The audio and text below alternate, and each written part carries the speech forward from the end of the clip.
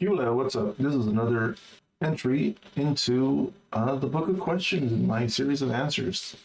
So, this question number 4, is ignoring all financial considerations, would you rather spend the next 5 years confined to an urban mecca like New York City or a beautiful isolated town on the California coast? So, urban mecca or isolated coastal town is the question. Um, well, I know right away that I would prefer to go to an isolated coastal town. But I feel like the spirit of the question is, would you rather go to some place that's really busy, a lot of people, maybe a lot of history, but it comes with all the downsides of that, with pollution and noise and the kind of people that you made strangers of that many people, and the effect that a big town has on people like that? Or would you rather go to an isolated, beautiful coastal town that comes with all the negatives of that, of having to deal with only a few people and not the effect that has on people, and not being able to you know, do much besides what you can basically with a few people. So yeah, I'm all for an isolated coastal town, because like even in the example they don't even name the coastal town. So that's, to me, that's idyllic. That's just somewhere doing the easy life, which is just, what you need to survive with a limited amount of people interaction that that brings with it, and not having to deal with uh, a bunch of strangers. Really, that's, I think, the main thing. Because in an isolated coastal town with the weather like California has, you're just going to deal with a bunch of people that you're going to know who to interact with and who not to. You're going to have your group of friends, and maybe it gets a little boring because it's just those limited people, and you're not dealing with, I guess, the hubbub of a big urban city. Like the urban mecca gets a name. They have to show you like New York City. Now, I've never been to New York City. I'm sure it's great, but if it's that or something like the middle of nowhere, personally, I'd rather go to the middle of nowhere. But that also has to do with what I'm thinking of, right? Because a nightmare scenario can happen in either one. You can have a slasher film in both areas, and it's not good. Not.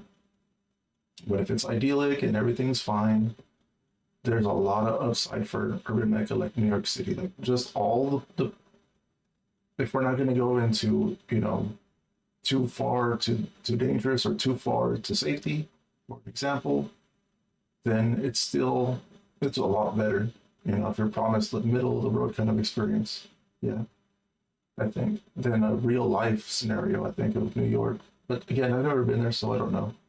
I'd rather go to the idyllic coastal no-name town on the California coast with, gentle weather, except for when it's not. There's some colder times or some stormy times, I'm sure.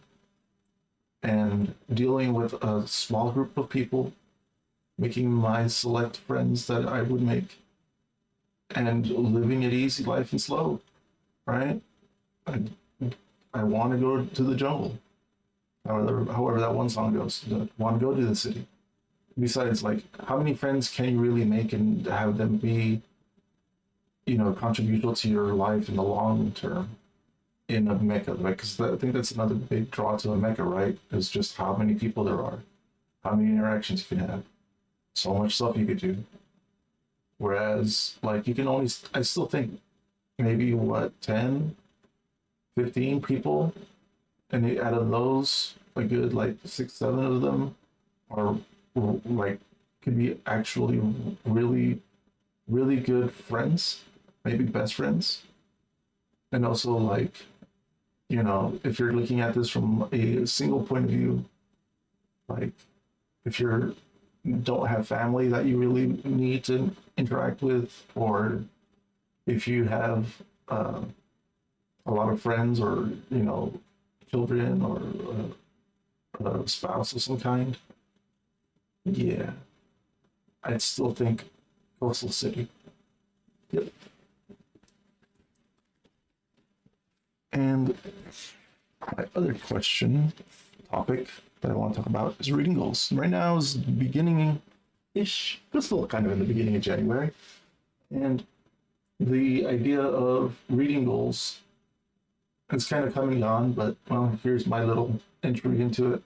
I still think it's still within the topic, the area to talk about it. It's still a topical thing. So why have reading goals? Personally, I don't have reading goals. I never had reading goals. Not in any kind of sense that is beyond like this year or last year. Like I'm going to read 50 books a year or 20 books a year or whatever. Or I'm going to finish even a whole series this year. No, I've never really done that my whole life. It's a foreign thing to me to consider that as something that I should want to do or some kind of pressure into a hobby. Even like other hobbies, right? I play video games. I read comic books, which is, I guess, kind of reading. I, play games, like board games. I used to play a lot of tabletop. And I've never been like, okay, this year we're gonna get this far into the campaign. Or this year we're going to at least play every single Mario game or Sonic game or at least this many Final Fantasies. Never did any of that. I've never been a person to put that into a conversation.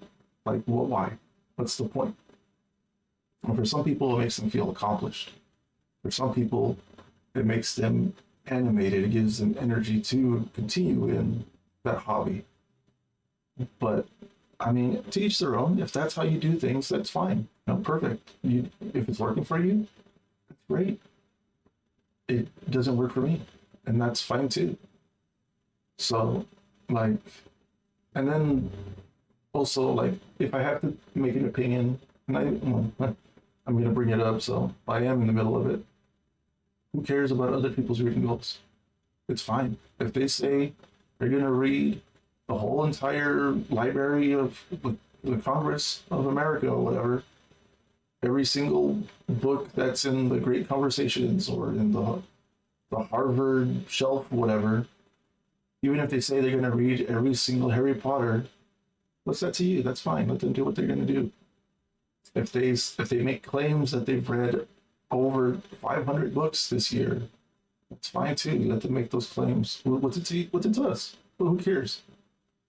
And the idea that maybe it's an unrealistic goal, that it's going to maybe be a negative influence on people, and I say let people enjoy what they enjoy, and they can make their own decisions. It's fine. If somebody is like, I've played every single video game on the NES and completed it all with, and did every single thing, got every last secret thing or whatever, because there's no achievements in those games. Like, who cares? Let them make claims, and it's not hurting anybody except for themselves if they're lying, because in the end, who cares? So this whole thing of why we should, be up in arms about some people's reading goals, man, who cares? No, who cares? It's fine. Let them do what they're gonna do. You do your own thing, and we'll be better off for it, I think. So, my reading goals for this year? Nah, nothing. What am I doing? I'm reading books. But do I have reading goals? Nah. If I actually fail in my reading, it's not because of a reading goal. It's because of my enthusiasm to continue reading the books that I've decided to read. Well, that's another week of questions. If you have any questions, leave them in the comments. I'd like to use them for the next week's questions. And until then, later.